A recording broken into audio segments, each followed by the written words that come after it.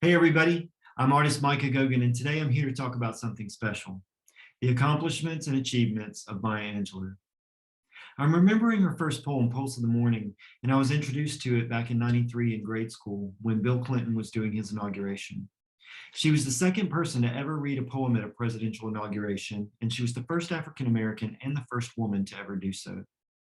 The vocal resonance of that poem really touched me, as well as when we were memorizing the poem in school. I remember how deeply affected I was by the language and the way that she expressed her feelings. I've gone on to read her autobiography, I Know Why the Caged Bird Sings, and I've also studied several of her other books of poetry. And today I wanted to pay a special honor to the works of Maya Angelou.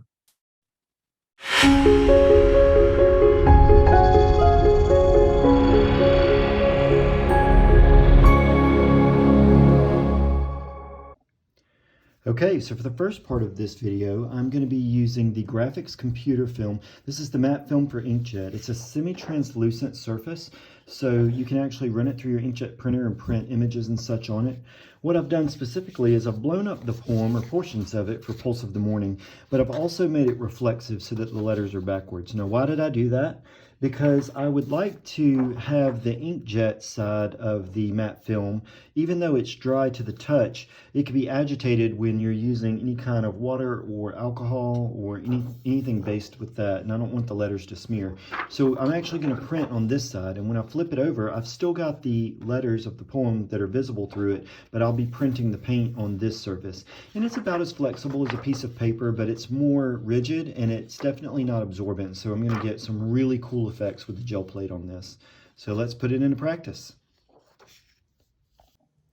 Okay, so for this next portion of the project, you can see that I've taken my color image of Maya Angelou, blown it up full sheet, and I've actually taken my 8x10 GelPress gel plate, and I've put it on top of the image here, so you can see that it's laying on top. And I've got my light box here as well. So what I've done is I've taped the image down, but I've also added some of these pieces of cardstock to block out some of the extra light that'll be coming through, just so it's a little more gentle on my eyes. So you can see that the image is illuminated because I'm going to do the subtractive process on this. And what that means is I'm going to lay a layer of acrylic down, and I'm going to use a brush to lift it off color by color. So having the extra light come through the image just helps me to see through the gel plate to see what's there and what I'd like to take away. Now, in working with this image, I wanted to pick a color palette that kind of complemented the photograph, but also gave it a little bit of exaggeration. So I picked an intense yellow just because I'm seeing all of the golden yellow tones that are in the skin and some of the background. So I'm using Indian yellow. I'm also going to use a little bit of quinacridone magenta for my red, just for some of those nice rosy colors that are in there. I wanted a subdued blue, so I'm going to go with the Ultramarine Blue. And then I have a little bit of bone black just to pull out the darkest darks. Now these are slow drying acrylics, so they're going to stay wet on the plate for quite a bit of time, so that allows me to pull all the paint off, but take my time with the image without the paint drying out. Now the brushes that I like to use for this, I love using the long handle SilverSilk by SilverBrush. They are very flexible, but they actually have some really great control on the plate, taking the paint off, but not damaging the surface of the plate. So these are my favorites, and I have a variety of sizes here so that I can pick a tool for the job. And then I also have a little bit of tiny color shapers. And these are basically just plastic nub. They're flexible, so again, they're gentle on the plate, but I can get in there and get those really refined areas and just move the paint off the plate. So I'm going to go ahead and get started, and I'm just going to do it color by color. I'm going to start with the Indian yellow, and I'm just going to put a little bit on the plate and just take a standard brayer. I'm going to use a rubber brayer here, and I'm just going to roll the paint out. Now, you'll say, like, how much paint is too much paint? If you cannot see the image at all, then it's probably too much paint. But if you don't have a good enough layer like that, you're probably going to need to put a little bit more down. So I'm going to add just a touch more. And I'm just going to continue to bray it both ways, horizontally and vertically, so that I can spread it out. So I'm just going to bray it both horizontally and vertically so that I can get an even coat. Okay, and I'm even going to add a little bit more just because the color's so rich and intense here with the gold. I want a nice coverage but I don't want to lose the entire image.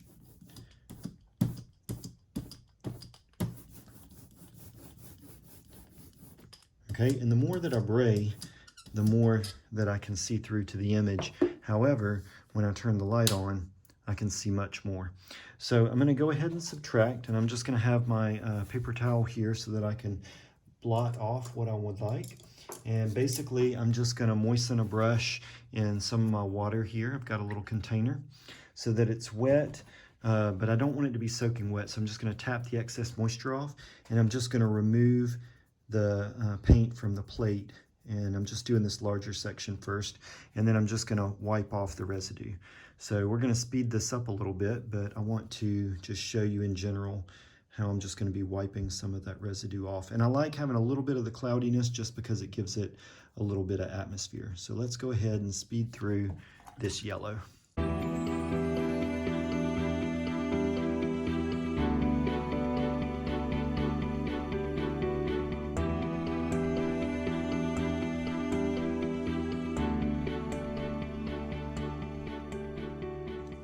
All right, now we know that we're done whenever we have a lot of the white or anything that's got a majority blue, anything that won't have a derivative of yellow in it, we know we are done and we can move the print from there.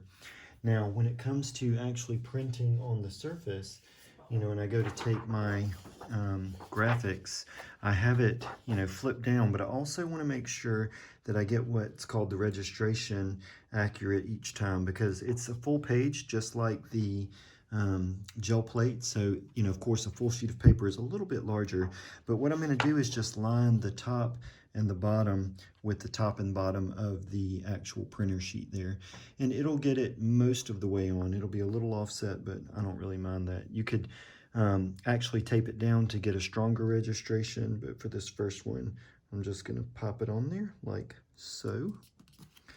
And remembering that the backwards words are coming out, so that gives me a little bit more.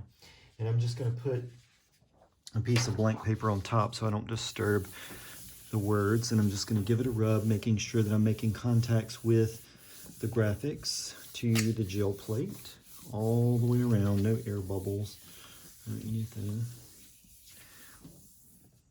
Okay, and now before I pull it back off, ensuring that I've made contact with everything, I'm going to take a couple of pieces of painter's tape and I'm just going to cut them so that I can make some long hinges here.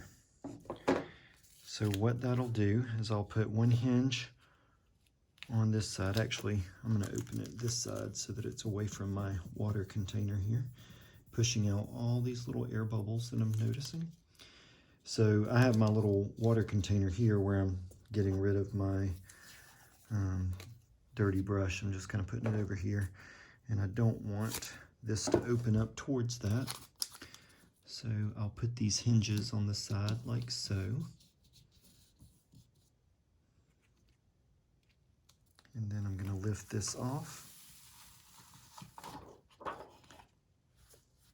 And you can see, you know, the yellow has a lot, there's a lot of that blotchiness that's going through. I don't mind that at all.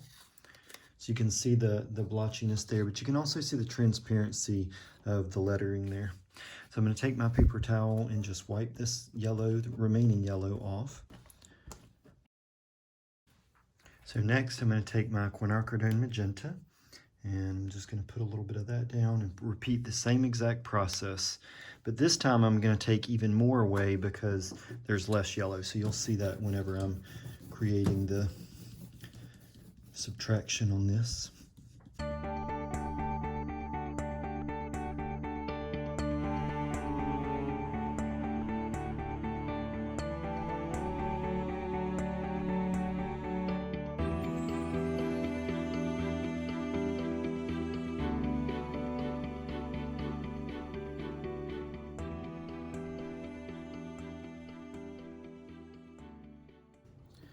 All right, so now I'm going to go into my next printing, and I've got this kind of taped on, so I can just pull it right back over approximately where it was and just press back down.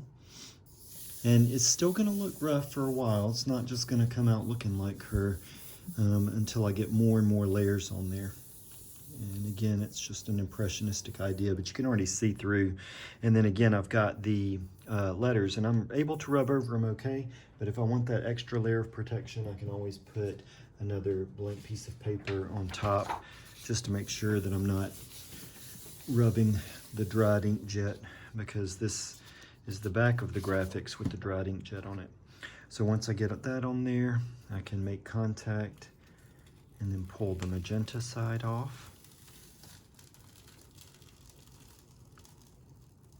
And we can see a little bit more of the depth coming through. I love, love, love all the little cells that are created there. So we're gonna keep going so that we can get a darker mark. All right, so now I'm gonna do the Ultramarine Blue.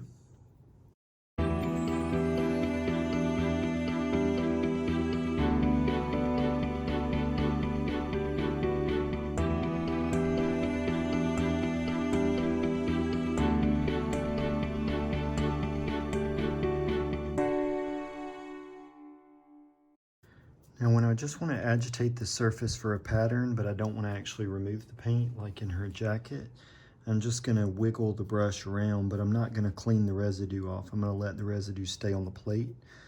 So I'm not actually removing it until I get a large amount, but see, I'm not cleaning it, not like I did on the lapel. And what this allows me to do is keep some of the value without taking all of it. And that way I don't have a blocked surface. So for example, in the hair, I'll take out a little, but I want the blue to stay there in the lighter pieces, so I'm just going to kind of smudge it around. I'm not cleaning it quite as much as I did with the other colors. And I'm not cleaning it at all on the dark parts. I'm going to clean all this residue off the highlights, because that's our most important part. And we've already put, you know, yellow and red on there, so we don't want blue to overpower those highlights. But I do want the chalkiness of it to stand clear. Like, I love the haze of that so that it creates the natural effect of light wrapping around an object.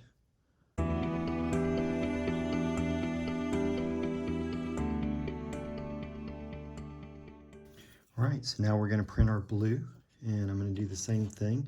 I'm pulling this, and notice how I'm pulling taut on the tape so that I get the same type of registration. And I can see that when I press down on it, I get a little bit more. And again, I can take my piece of paper and make sure that I press down. I think it would be okay. I think that the inkjet is dry enough on the back side, but I'm just not chancing it.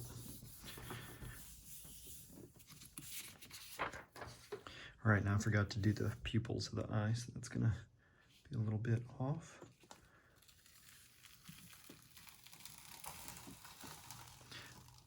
All right, but look at how much dimension we have just from those three colors. And I love how the poem is in there, and you can just kind of see it in the background, so that's gonna be great. We're gonna do one more layer with the black, and then we'll be done. All right, so now for the black. Now, you probably already wondered about this process, because it seems like, wow, there's not really a whole lot of black on there, so why would I have to put so much of it down in order to wipe so much of it away? Well, the good thing is that when you get to these larger sections, you can use like the paper towel wrapped around your finger like I was doing to wipe away, and it cuts down the process. But honestly, it's the effect. You cannot get a certain effect if you don't have it completely braid on in a light fashion and then take it back off. I could use a paintbrush, for example, to put the dark spots on, but it just wouldn't give me the same effect as these thin, fragile layers. And also, the thing about this being open is I can go back and paint onto this surface, which I will, determine how this shows up. Something to consider is that I could actually go back and paint on this surface because of the open acrylic and not have to worry about it. And I may just do that depending on how this comes out. So I'm adding my black on, and you see when I turn the light on, it doesn't look like I've hardly got any black on it. This black seems to be a little bit more transparent to me, but because it does have the open agents in it. So I'm just going to make sure that I get a nice layer. But the thing is it'll pile on top of these other colors that I've already put down, and it'll make for a richer color. And that's always nice. So I'm going to start with the paper towel around my finger and just wipe away a lot of this. And I'm just going to keep moving over so that I can have clean sections.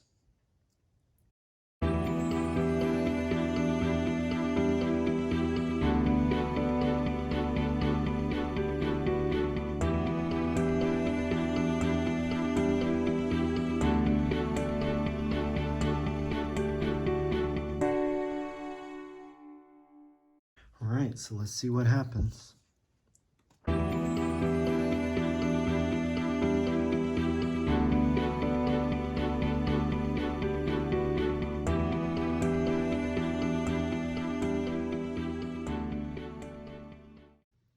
So now it's time to see what we have. We've got a little bit of rub. I'm gonna put my paper down on top, give myself a nice, even, smooth press.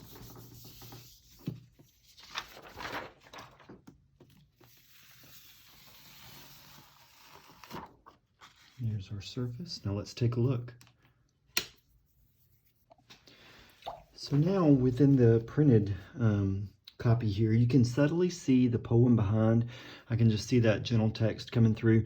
But also now, even though it's reflexive, I can go through and I can determine what I still would like to remove, because this is an open acrylic, which means that the surface won't let this totally dry on it. So I can still make some adjustments. If I want to dig back down to the base of this, I can.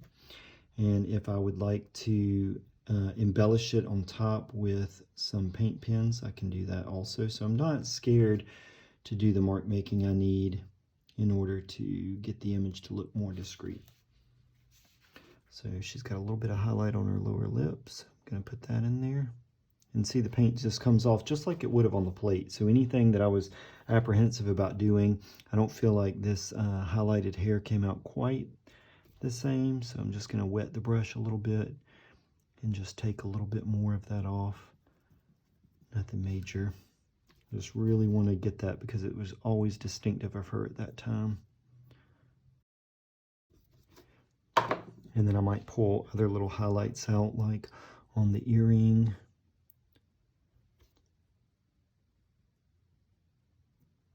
And I just love how this handles the surface, right? Because it's just allowing it to come out. I'm going to put a little bit of a highlight here on the nose, and a little bit more of a highlight here. You know, I tried to wipe it away, and I'm still going to leave some of the residue on there, but I'm just going to create a little more of a highlight so I can see that poetry.